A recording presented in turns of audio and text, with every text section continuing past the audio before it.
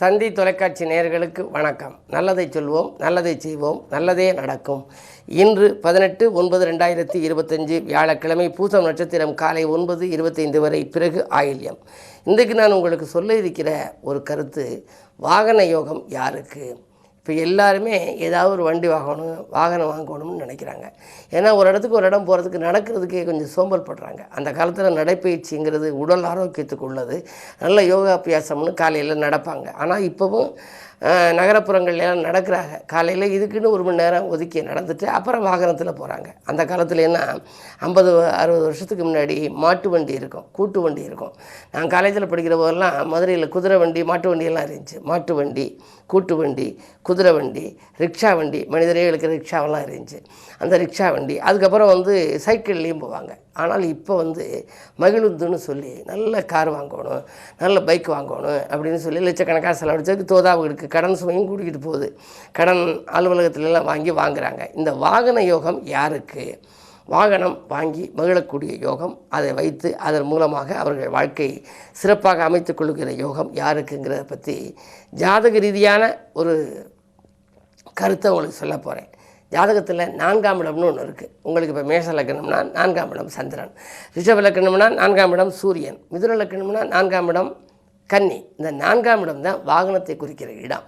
4ஆம் இடமும் 11ஆம் இடமும் அதே மாதிரி. 11ஆம் இடம் ஒருத்தருக்கு பலம் பெற்றிருந்தால் அயல்நாட்டு யோகம், பயணங்களில் நல்ல பலன் தரக்கூடிய பயணமாக இருக்கும். எனக்கு தெரிந்த ஒரு நண்பருடைய மகனுக்கு 11ஆம் இடத்துல சுக்கிரன் உச்சம். இன்றைக்கு அவர் லண்டனில் படித்து முடித்து லண்டன் போனார். போன உடனே அவருக்கு ஒரு மிகப்பெரிய சம்பளத்தில் ஒரு வேலை கிடச்சிச்சு. உடனடியாக போன உடனே முதல் அந்த இன்டர்வியூவிலே அவருக்கு கிடச்சிச்சு. காரணம் என்னென்னா 11ஆம் இடம் வலுப்பெற்றிருக்கணுங்கிறேன். வாகனத்தை குறிக்கும் இடம் 4 ஆகும். வனப்பான வாகனமோ 11 ஆகும். நல்ல மகிழ்ந்து வச்சுருக்கணும், நல்ல ஏசி வண்டி, ஆடி கார் மாதிரி வச்சுருக்கணும், அல்லது BMW எல்லாம் வச்சுருக்கணும்னா 11ஆம் இடம் வலுவாக இருக்கணுமா. 11 ஆகும். ஆக மொத்தம் ஜாதகத்தில் அவ்விடத்தில் அமர்ந்திருக்கும் கிரக நிலை அறிய வேண்டும். இந்த 4ஆம் இடம், 9ஆம் இடம், 11ஆம் இடத்தையெல்லாம் பார்த்து ஆராயணும். போவதற்கும் வருவதற்கும் வீட்டின்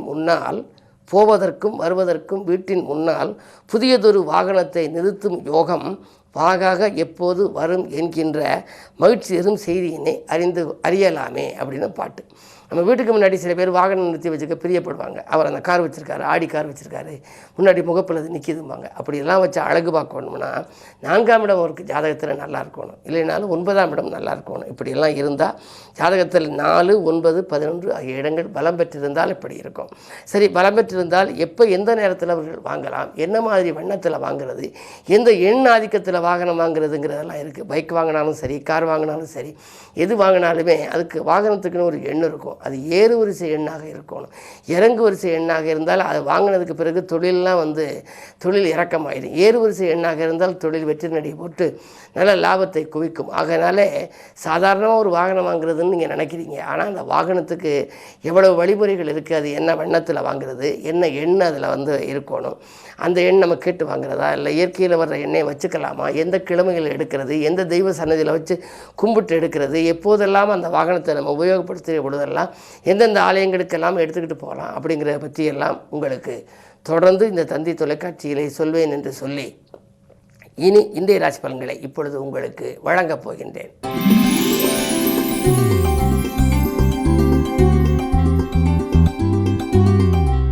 மேசராசி நேயர்களே, இன்று உங்களுக்கெல்லாம் பிரபலங்களை சந்தித்து பெருமை காணுகின்ற நாள். பிரச்சனைகளிலிருந்து விடுபடுவீர்கள். பிறருக்கு கைமாற்றாக கொடுத்த தொகை கூட உங்களுக்கு வரலாம். உங்களுடைய ராசிநாதன் சப்தமஸ்தானத்தில் 7லிருந்து ராசியை பார்க்கின்றார். கல்யாண கனவுகள் நனவாகும். இடம் வாங்குவது, வீடு கட்டுவது போன்றவற்றிலே கவனம் செலுத்துவீர்கள். அது மட்டுமல்ல, இல்லத்திலும் உள்ளத்திலும் அமைதி கூடுகின்ற நாள். எடுத்த காரியங்களெல்லாம் உங்களுக்கு இன்று எளிதிலே முடியப் போகின்றது. இன்று இனிய நாள். இன்று குருவாரம் என்பதனாலே குருவை வணங்குவதன் மூலம் மேலும் நன்மைகளை வரவழைத்துக் கொள்ளலாம்.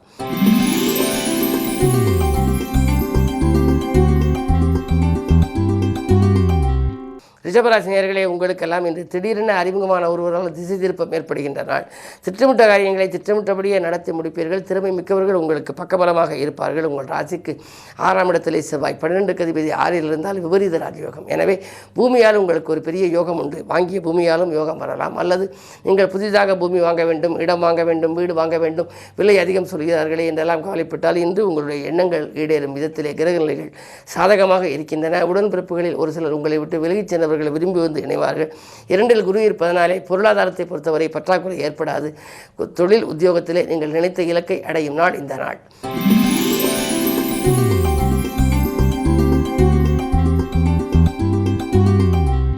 மிதுன ராசி நேயர்களே, உங்களுக்கெல்லாம் இந்த வருமானம் உயர்கின்ற நாள். வாழ்க்கை தேவைகள் பூர்த்தியாக நீங்கள் வள்ளல்களின் ஒத்துழைப்பும் உங்களுக்கு கிடைக்கும், வங்கிகளின் ஒத்துழைப்பும் உங்களுக்கு கிடைக்கும். அது மட்டுமல்ல, உங்களுடைய தொழிலில் எதிர்பார்த்த லாபம் உங்களுக்கு உண்டு. நீங்கள் அரசியல்வாதியாக இருந்தால், அரசியல் களத்தில் இருப்பவர்களாக இருந்தால், எந்த பொறுப்பை இதுவரை எதிர்பார்த்து காத்திருந்தீர்களோ அந்த பொறுப்பு உங்களுக்கு கிடைக்கலாம். பூர்வீக சொத்து தகராறுகள் அகலும்.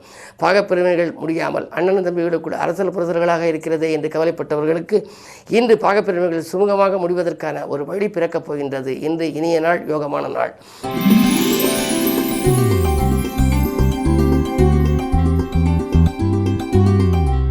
கடகராசி நேயர்களே, ராசியிலேயே சந்திரன் யோசிக்காது செய்த காரியங்களில் எல்லாம் உங்களுக்கு வெற்றி கிடைக்கும். அதிகாலையிலேயே வரும் அலைபேசி வழி தகவல் நல்ல தகவலாக இருக்கும். பொன் பொருள் சேர்க்கை உண்டு, புகழ் கூடும். புதியவர்களின் சந்திப்பால் பெருமை காணப் போகின்றீர்கள். அரசியல்வாதிகளாக இருந்தால், அரசியல் களத்தில் இருப்பவர்களாக இருந்தால், எதிர்பார்த்த நல்ல பொறுப்புகள், தலைமை பொறுப்புகள் உங்களுக்கு தானாகவே வரலாம். 2இல் சுக்கிரன் இருப்பதால் பொருளாதார பற்றாக்குறை அகலும். பெண்மொழி பிரச்சனைகளும் நல்ல முடிவுக்கு வரும். இந்த நாள் நல்ல நாள்.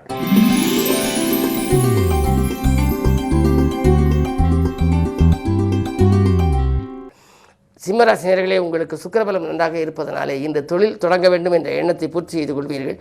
உங்களுக்கு இதுவரை இருந்த போராட்டமான நிலை மாறி இன்று பூந்தோட்டமான வாய்ப்புகள் வரப்போகிறது. லாபஸ்தானத்திலே குரு, லாபம் சிறப்பாகவே உங்களுக்கு அமையும். நீங்கள் உழைப்பு ஒரு பங்கு இருந்தால் அதிர்ஷ்டத்தின் காரணமாக உங்களுக்கு நல்ல வாய்ப்புகள் எல்லாம் இல்லம் தேடி வரப்போகின்றது. கொடுத்த வாக்கை காப்பாற்றி மகிழ்வீர்கள். கொள்கை பிடிப்போடும் நீங்கள் செயல்பட இயலும். புகழ்பெற்ற ஆலயங்களுக்கு சென்று வழிபட்டு வர வேண்டும் என்ற எண்ணத்தை நிறைவேற்றிக் கொள்வீர்கள். பொதுவாகவே குலதெய்வ வழிபாடு உங்கள் குடும்ப முன்னேற்றத்திற்கு வித்திரும் நாளாக இந்த நாள் அமைகின்றது.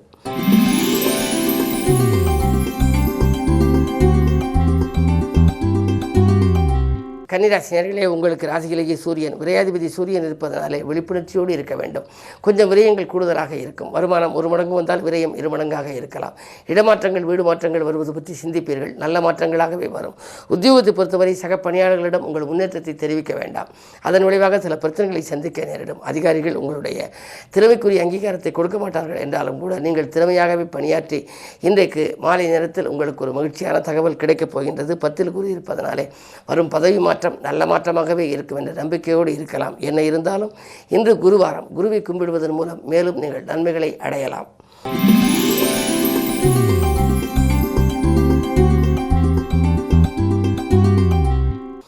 துலாம் ராசி நேயர்களே, உங்களுக்கு ராசியிலேயே செவ்வாய் பலம் நன்றாக இருந்தாலே தைரியமும் தன்னம்பிக்கையும் கூடும். தக்க விதத்தில் உதவிகள் உங்களுக்கு கிடைக்கும். கைமாற்றாக வாங்கிய பணத்தை கொடுத்து மகிழ்வீர்கள். கடன் சுமை குறைய நூதன யுக்திகளை கையாளப் போகின்றீர்கள். பழைய தொழிலை கொடுத்துவிட்டு புதிய தொழில் தொடங்கலாமா? நாம் எதிர்பார்க்காத விதத்தில் இப்படி ஒரு தொழில் நம்மை தேடி வருகிறதே என்றெல்லாம் நீங்கள் சிந்திக்கின்ற நாள் இந்த நாள். 11ஆம் இடத்திலே கேது. ஒரு சிலருக்கு உத்தியோகத்தில் இருப்பவர்களுக்கு அயல்நாட்டு முயற்சியில் மூலமாக ஒரு நல்ல வாய்ப்புகள் வரலாம். நல்ல நிறுவனங்களிலிருந்து கூட உங்களுக்கு அழைப்புகள் வரலாம். வரும் அழைப்புகளை ஏற்றுக்கொள்ளலாமா என்பது உங்கள் சுய ஜாதகத்தை ஒரு முறை புரட்டி பாருங்கள். புத்திரஸ்தானத்தில் சனி வக்ர இயக்கத்தில் இருப்பதால் பிள்ளைகளால் சில பிரச்சனைகள் வரலாம். உங்கள் கண்காணிப்பில் வைத்துக் கொள்வது நல்லது.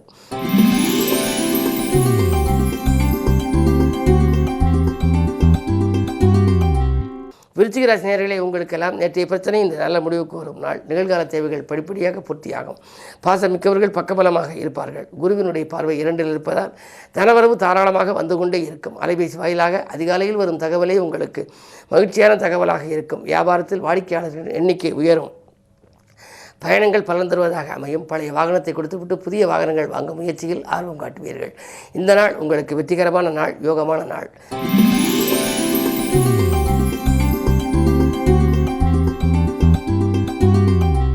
தனுசு ராசி நேயர்களே, சந்திராஷ்டமம். எதை செய்தாலும் யோசித்து செய்ய வேண்டும். ஆரோக்கியத்தில் அதிக அக்கறை செலுத்த வேண்டிய நாள். கைவலி, கால்வலி, மூட்டு வலி என்று வரலாம். உடன் இருப்பவர்களும் உடன்பிறப்புகளும் உங்கள் கருத்துக்களுக்கு ஒத்து வர மாட்டார்கள். உத்தியோகத்தில் கூட மேலதிகாரிகளால் கொஞ்சம் அலைக்கழிக்கப்படுவீர்கள். உங்களுடைய திறமைக்குரிய அங்கீகாரம் கிடைக்காது. எனவே இன்று பொறுமையும் நிதானமும் அதிகம் தேவைப்படுகின்ற நாள் என்பதை நினைவில் கொள்ளுங்கள். ஆரோக்கியத்திலும் கவனம் செலுத்துங்கள்.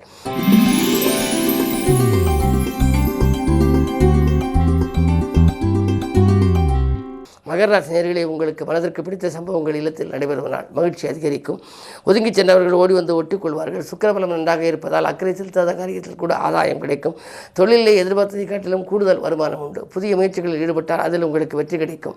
முயற்சிகள் கைகூடும் நாள். மதிநுட்பத்தால் மகத்தான காரியங்களை செய்து முடிக்கும் இந்த நாள்.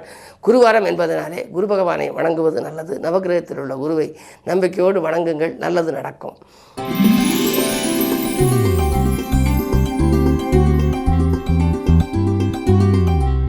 கும்பராசினியர்களே, உங்களுக்கு அன்பு நண்பர்களின் ஆதரவு கிடைக்கின்ற நாள். இன்று உயர் பதவிகள் வருவதற்கான அறிகுறிகள் தென்படுகின்றன. ஜென்மத்தில் ராகுவை போல கொடுப்பாரும் இல்லை என்பார்கள். எனவே அளவுக்கு அதிகமான பலனை கொடுப்பது ராகு. அந்த ராகு கும்பத்தில் இருக்கின்றார், குரு பார்க்கின்றார். எனவே திட்டமிட்ட காரியங்கள் திட்டமிட்டபடியே நடைபெறும். தொழில் வருமானம் இருமடங்காக உயரும். உத்தியோகத்தில் உள்ளவர்கள் எந்த சம்பள உயர்வையோ பதவி உயர்வையோ எதிர்பார்த்து காத்திருந்தால் அந்த வாய்ப்புகள் இன்றைக்கு உங்களுக்கு வருவதற்கான அறிகுறிகள் தென்படப் போகின்றன. ஏனே இருந்தாலும் அஷ்டமத்திலே சூரியன் இருப்பதனாலே கொஞ்சம் அலைச்சல் அதிகரிக்கலாம். அரசு வழியில் ஒரு சிலருக்கு சிக்கல்கள் ஏற்படலாம், கவனம் தேவை.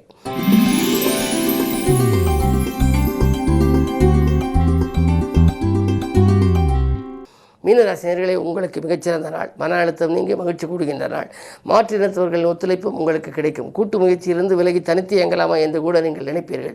வியாபார விரோதங்கள் அகலும். திட்டமிட்ட காரியங்களை திட்டமிட்டபடியே செய்து முடிப்பீர்கள்.